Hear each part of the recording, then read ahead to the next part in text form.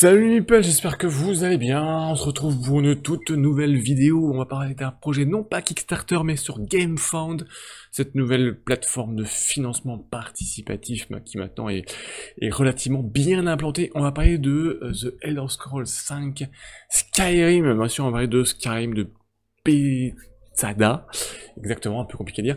Donc c'est la partie jeu de plateau de ce monument du jeu de PC, de ce jeu d'ordinateur, ce jeu d'aventure, où on incarnait voilà un héros qui partait à l'aventure. C'est dans ces magnifiques contrées, c'est dans ces grandes contrées, avec tous ces dragons et toutes ces factions politiques et les combats, et on pouvait voilà prendre part dans l'un ou l'autre des camps. Et donc là, c'est la partie jeu de plateau qui a été lancée par Modiphius Entertainment, donc bien sûr sous licence de Bethesda, et on est sur un jeu donc collaboratif, un jeu d'aventure 1 à 4 joueurs dans le monde de Skyrim, et on va un petit peu regarder ce que ça donne cette campagne. J'ai pu échanger avec le porteur du projet, regarder un petit peu, travailler sur la partie des règles, sur la partie tabletop, puisque vous allez voir, il y a un tabletop qui est disponible.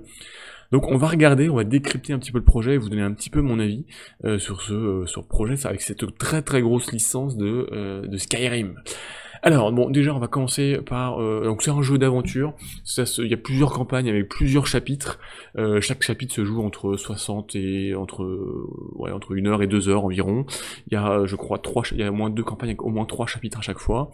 Donc c'est du 1 à 4 joueurs, donc chaque joueur va incarner un héros pardon, du monde de Skyrim, et il va y avoir un certain nombre de quêtes à faire, et il y aura une partie narrative, et on va comme ça avancer et faire un certain nombre de choses, on va y revenir.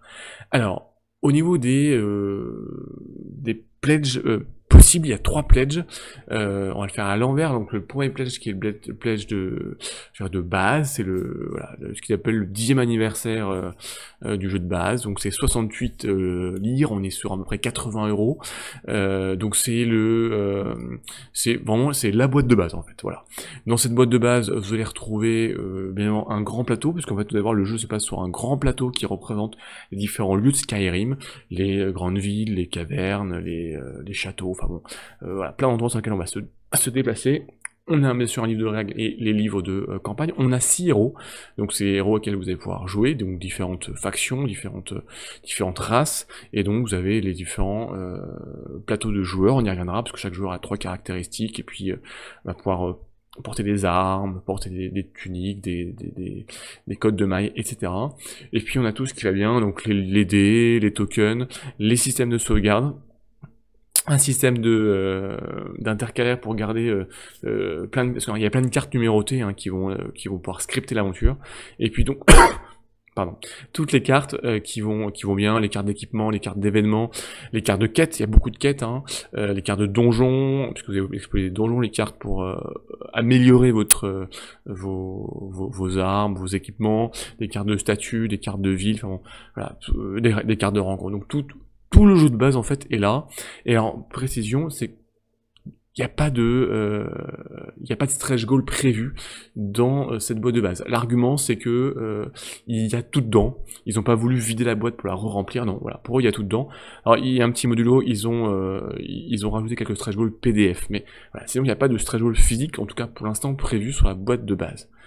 Le deuxième pledge, c'est le pledge de le gameplay tiers, donc c'est le pledge pour le gameplay en fait. Donc vous avez la boîte de base, vous retrouvez donc toute la boîte de base, la même chose, et puis vous avez 2 extensions.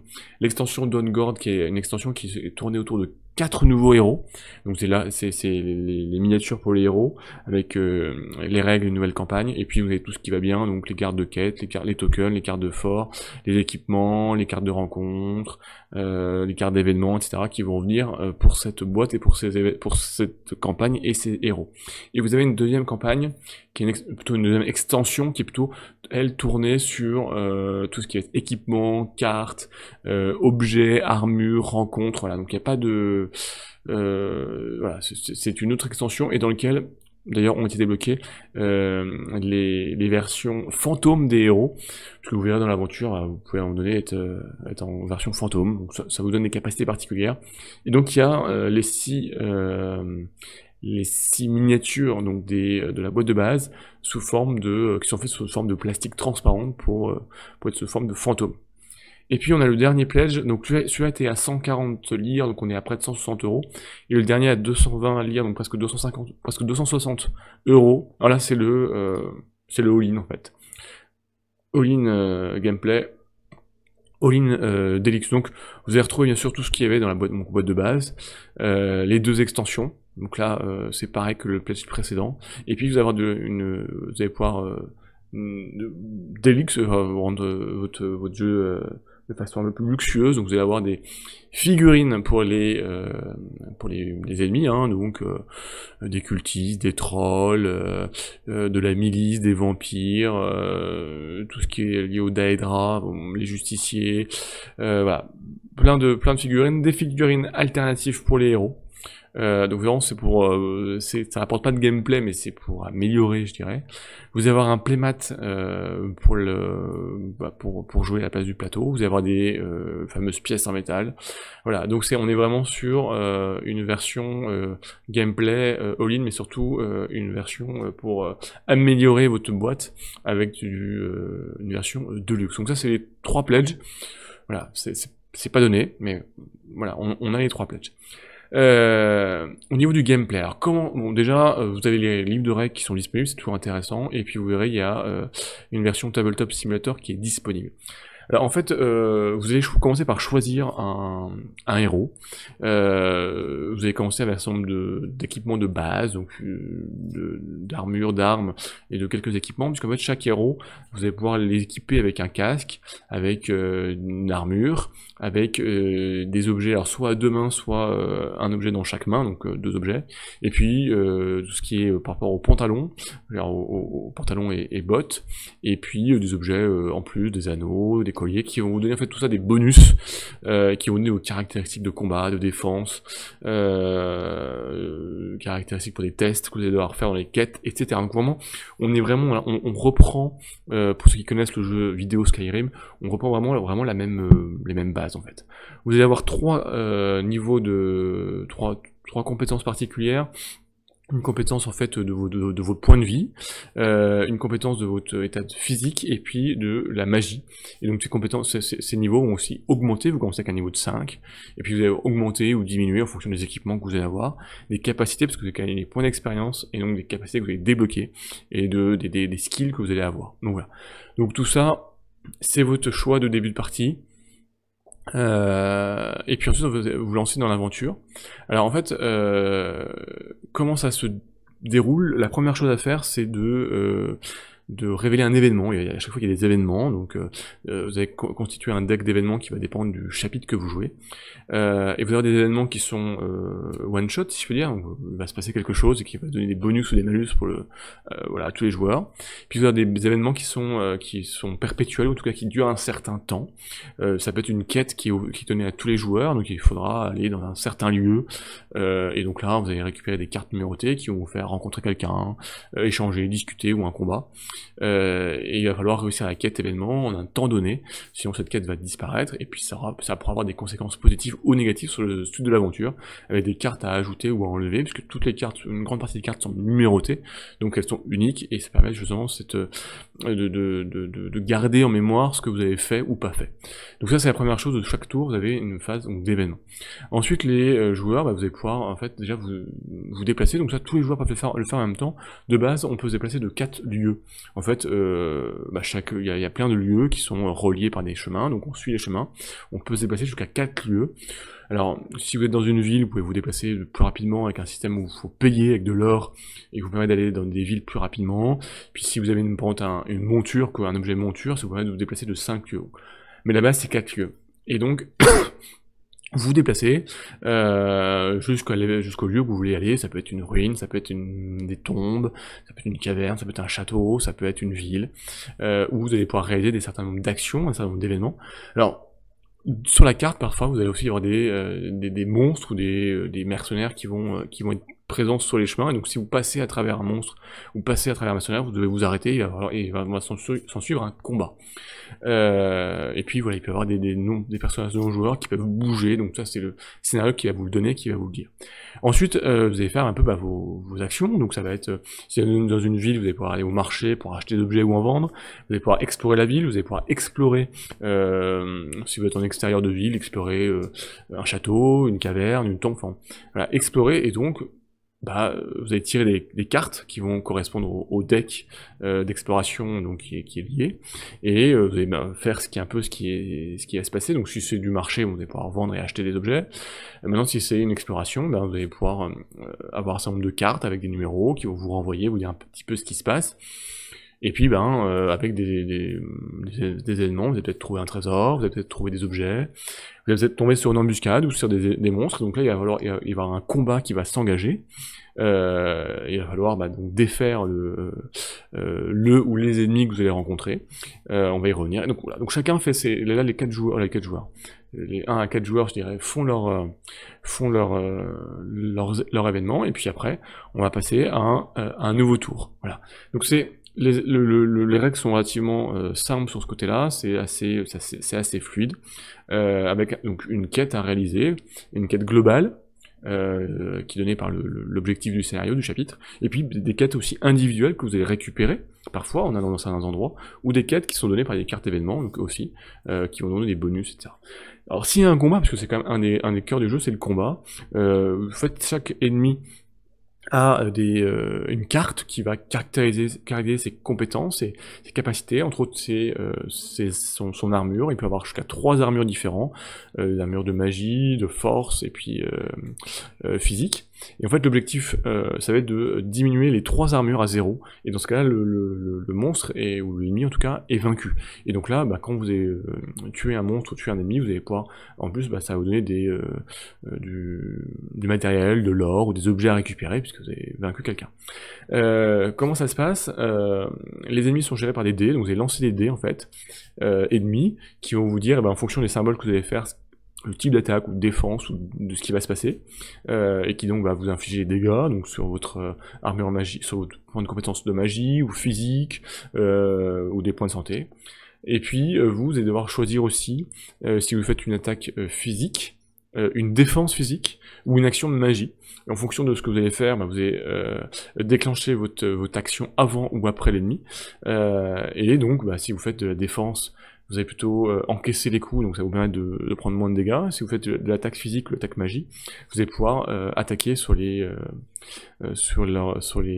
armures du monstre, ou de l'ennemi plutôt, et donc pour les faire diminuer. Donc voilà. Donc l'objectif ça va être un certain nombre de rounds jusqu'à ce qu'il y ait un vainqueur. L'objectif étant de défaire le ou les monstres. Même parfois il y a des systèmes de trappes aussi, vous allez pouvoir, en tout cas dans la partie d'exploration, il y a des trappes aussi, donc pareil, il va falloir faire un certain nombre de réussites, de tests. Et donc de pouvoir, comme ça, collecter les trésors, collecter des objets qui sont rares, collecter de l'expérience, en explorant les donjons, et parfois donc, en complétant alors les quêtes, vous allez récupérer des quêtes, qui vont vous dire d'aller à un certain lieu, donc vous allez vous déplacer jusqu'à ce lieu. Quand vous y serez, ça va déclencher des cartes numérotées. Ça peut être ça peut être des échanges, des discussions, des combats, ramener un objet. Ça peut être aussi il y a des tests de compétences, donc vous allez avoir via vos compétences qui vont pouvoir être améliorées, et puis par rapport à l'équipement que vous aurez, vous allez améliorer votre compétence de discussion, de vol, enfin toutes les compétences possibles. Et donc vous aurez des tests à faire, donc un minimum à faire par rapport à des jets de dés. Et donc voilà, si vous réussissez la quête, vous aurez une récompense qui vous donnera plus de pouvoir, plus de capacité, plus d'objets, donc d'être plus fort, et donc de monter comme ça un peu en grade tout au long de l'aventure, qui va devenir de plus en plus bien difficile. Donc vous allez pouvoir bien sûr améliorer vos objets, les enchanter, les rendre plus efficaces en fait, tout simplement. Donc par exemple ici on voit une armure, vous allez pouvoir soit l'enchanter, soit l'améliorer, donc ça va vous donner plus de défense, donc on pourra encaisser plus de coups. Ça peut être pareil avec des armes ou d'autres objets. Et donc vous allez pouvoir augmenter vos trois capacités comme on le voit ici, ou développer des skills particuliers pour vous permettre de porter plus d'objets, d'avoir des armes de meilleure facture, etc., etc. Donc Vraiment, ça va se dérouler comme ça, avec le jeu qui va conserver un petit peu vos choix que vous allez faire, les objectifs que vous allez faire, ou les échecs que vous allez faire, puisque vous allez pouvoir mettre des cartes, en enlever, bannir des cartes, bannir des numéros, et donc voilà, avec les conséquences qui vont bien, et donc pour vivre cette aventure. L'objectif étant de remplir un certain nombre de temps, l'objectif du scénario. Alors, même si vous réussissez pas l'objectif du scénario, c'est pas forcément un game over. Mais bah, ça aura des conséquences pour la suite de l'aventure. Et puis par contre, il y a à différents moments, il y aura des tests à faire. Et là, ça peut être un game over si vous échouez au test. Donc c'est des moments un peu clés de l'aventure. Mais sinon, lorsqu'on n'est pas à un moment clé, on peut échouer à la quête. C'est pas un game over, ça sera peut-être un peu plus difficile, ou ça sera, en tout cas, votre aventure sera différente. Voilà, on est vraiment dans une retranscription presque assez très fidèle de Skyrim, en fait, le jeu vidéo, où on a notre personnage, et puis on va faire des quêtes, un peu de ce que vous avez envie de faire, en fonction de l'exploration que vous allez faire, aller aider les troupes de l'empereur, à aider tel autre groupe, en gardant bien sûr, évidemment, la quête générale. Si vous voulez essayer, vous avez le Tabletop Simulator Demo qui est disponible donc sur TTS, qui vous permet d'essayer faire le début de scénario pour découvrir un petit peu comment ça se passe. Donc c'est toujours voilà, c'est du digital, c'est un peu différent d'une version physique, mais ça permet quand même de se faire une idée.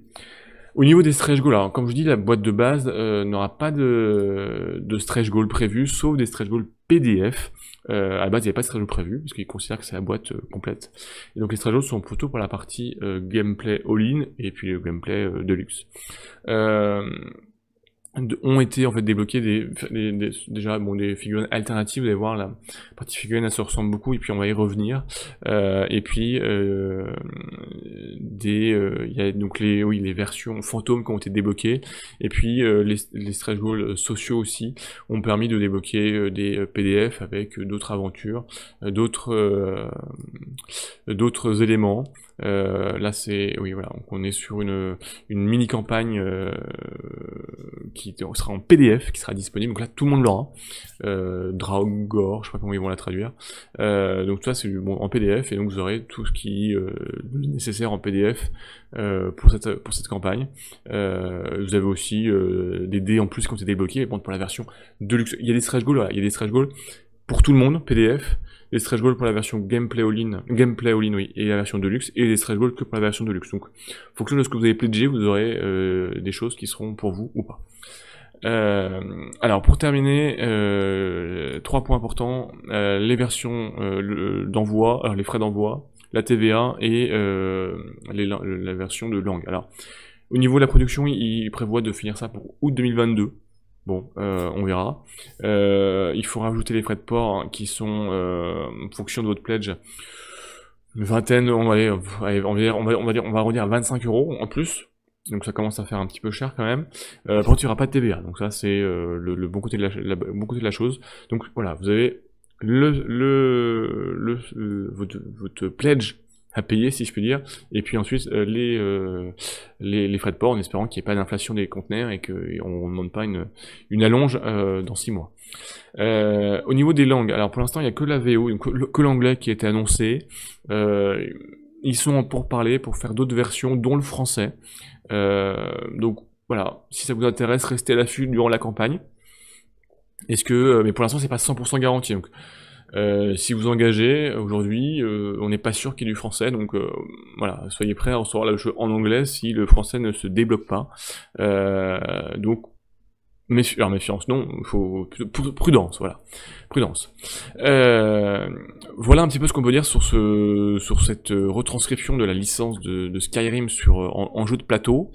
Alors, après avoir pu regarder la version simulateur, les échanges avec l'éditeur, les règles, etc., il y a plusieurs points.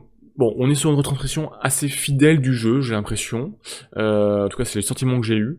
On est vraiment sur un jeu d'aventure. Il n'y a pas de mécanique de gameplay révolutionnaire. On est vraiment, voilà, on prend Skyrim, on prend l'univers de Skyrim, on prend tous les lieux, les tombes, les cavernes, les forts, un peu toutes les explorations possibles. on met ça sur le plateau, et puis voilà, allez-y, vous avez une quête générale, et puis baladez-vous pour remplir la quête, et puis pour explorer, avoir des meilleurs équipements, faites vos propres quêtes, voilà. On est vraiment sur une retranscription de Skyrim. Donc les fans de Skyrim, bon, bah, ils seront contents d'avoir un jeu d'aventure dans l'univers de Skyrim, de revivre des aventures de Skyrim, en forme de plateau et pas en forme de vidéo. Maintenant, moi, je trouve que les designs, les visuels, voilà, m'emballe pas trop. La boîte a l'air jolie, mais après, tout ce qui est cartes, j'ai l'impression que c'est un peu alors je caricature un peu, mais des images extraites du jeu vidéo, des photos. Et voilà, je trouve que voilà, ça prend pas. Ça fait un peu vieillot, je trouve. Donc là, c'est vrai que voilà, ça m'emballe pas trop. Les figurines, alors certes c'est des images, mais les figurines elles ont pas l'air super belles, on va dire. Alors c'est dommage parce qu'ils ont un jeu, au fil douce, un jeu de figurines dans Skyrim, où les figurines ont l'air plutôt sympas. Là, je suis pas emballé par les figurines, par les héros là. Alors je sais pas si c'est les photos ou si c'est le plastique, il rend très brillant. Donc si on n'est pas peintre, alors des figurines, voilà, je suis pas emballé. Vous l'aurez compris par la partie graphique, graphisme, par la partie figurine. Aujourd'hui, c'est vrai que on a quand même des projets, des porteurs de projets qui font des choses très jolies. Et c'est vrai que quand on n'est pas, voilà, on n'est pas à la hauteur ou pas à la même hauteur, c'est tout de suite on le voit. On le voit là sur les cartes, on voit en petit. Franchement, c'est pas folichon quoi. Ça me donne pas envie. Voilà, on a une photo de l'armure qui vient du jeu vidéo, j'ai l'impression. C'est pas, voilà, ça m'emballe pas quoi. Moi je trouve ça pas visuellement super joli. Quand je vois les figurines de la partie Deluxe, des monstres dans un plastique rouge comme ça vif, à moitié brillant, même s'il y a des figurines alternatives qui sont, des poses alternatives qui ont été débloquées, moi ça m'emballe pas franchement. Je suis pas emballé, surtout qu'elles vous serviront à rien, ces figurines, ou très peu. Donc bon, voilà, franchement si vous partez que sur quelque chose, la boîte de base, bon alors le problème c'est que la boîte de base il n'y a pas les stretch goals, donc c'est vrai que ça pousse à prendre la partie deluxe, gameplay plutôt. En tout cas la partie deluxe pour moi il n'y a pas d'intérêt. À voir. Bon, voilà, je suis vraiment pas emballé sur la partie design en tout cas et visuel, ça vous l'avez compris. Sur la partie jeu, pourquoi pas. On est vraiment sur la retranscription de Skyrim en fait. Donc si on aime Skyrim, si on aime le jeu vidéo Skyrim, on va prendre du plaisir et puis on va retrouver tout le plaisir du jeu vidéo, donc on devrait accrocher. Si on n'est pas un fan de Skyrim, il y a je pense d'autres jeux d'aventure où il y a plus de petites choses intéressantes au niveau du gameplay que d'aller sur Skyrim. On peut penser à du Tatengrel, on peut penser à c'est un Descent, la dernière édition, c'est pas une V3 mais presque. On peut aller voir, genre il y a voilà, d'autres jeux d'aventure comme ça. On peut penser peut-être ça m'échappe, ça va me revenir. Voilà. Il y a d'autres jeux, d'autres Kickstarter, d'autres aventures qui, si on n'est pas un fan de la licence, voilà, peut-être un Assassin's Creed, bah, bien évidemment, voilà, alors c'est pas tout à fait un même plateau, on est dans du macro, dans du micro, pardon, pas sur du macro, mais là, bon. Donc, je suis moyennement emballé sur ce jeu, alors qu'on était sur une licence qui aurait pu vraiment faire quelque chose, je pense, de très fort, surtout que ça allait être financé parce qu'il y a la licence Skyrim. Mais c'est vrai que voilà, le visuel, j'ai l'impression un petit peu que ça donne, ils arrivent après coup, après The Witcher, hein, et on retrouve un petit peu la même chose en fait. C'est-à-dire que on retrouve un plateau qui représente le monde de Skyrim, comme on avait le monde de The Witcher, et on va se déplacer de lieu en lieu et réaliser des quêtes, aller à d'autres. Voilà, on est un peu, ouais, c'est un peu le jumeau de The Witcher et The Witcher, moi, pour avoir testé, je trouvais qu'il y avait même sur la partie mécanique, même des combats, il y avait une partie un peu de deck building, de construction, d'amélioration de deck. Voilà, il y a quelque chose de un peu plus poussé. Alors ça restait du familial c'est pas non plus gros jeu, mais là je suis moins emballé. Alors certes, il y a la partie évolution des personnages, d'XP, d'évolution de votre matériel, de vos équipements, mais j'ai pas été emballé par ce que j'ai vu. Bon, bah donc pour conclure, c'est un coût quand même, hein, on est presque à 100 € si on prend la boîte de base avec les frais de port. pas de stretch goal prévu, donc ça pousse à aller sur le gameplay all-in, et là on est à 180 € presque frais de port inclus. Visuellement, on n'aime pas. Si on aime beaucoup le jeu vidéo, en fait, je pense que si on aime beaucoup le jeu vidéo, on va s'y retrouver, parce qu'on va retrouver les images du jeu vidéo, on va retrouver ces choses-là, on va retrouver le même monde, on va retrouver l'aventure, donc c'est fait pour nous. Si on n'est pas un gros fan du jeu vidéo, moi j'ai bien aimé mais je suis pas un gros fan, ben je pense que y a d'autres jeux de jeux d'aventure qui sont plus sympathiques à aller voir, sauf que c'est relativement cher et qu'on est même pas sûr d'avoir une VF. Donc voilà, je suis assez partagé, voilà mon avis. En tout cas, moi je pense pas que j'irai, je suis pas assez fan pour y aller, donc on gardera les sous pour d'autres projets. Voilà ce qu'on pourrait dire pour Skyrim, mais bah, n'hésitez pas aussi à me dire bah, est-ce que vous y êtes, est-ce que vous n'y êtes pas, est-ce que vous êtes déçus, est-ce que vous y attendez beaucoup et ça tombe, mais ça matche pas, ou au contraire bah, vous êtes un gros fan de Skyrim et pour vous bah voilà, c'est un jeu là, faut le prendre pour un jeu de plateau dans le monde de Skyrim. Voilà. N'hésitez pas, on en parle dans les commentaires. Si y a des questions aussi sur le gameplay, bah, j'essaierai d'y répondre avec plaisir. Sinon j'irai chercher les réponses. Voilà. N'hésitez pas en tout cas à partager, à vous abonner si ce n'est pas déjà fait.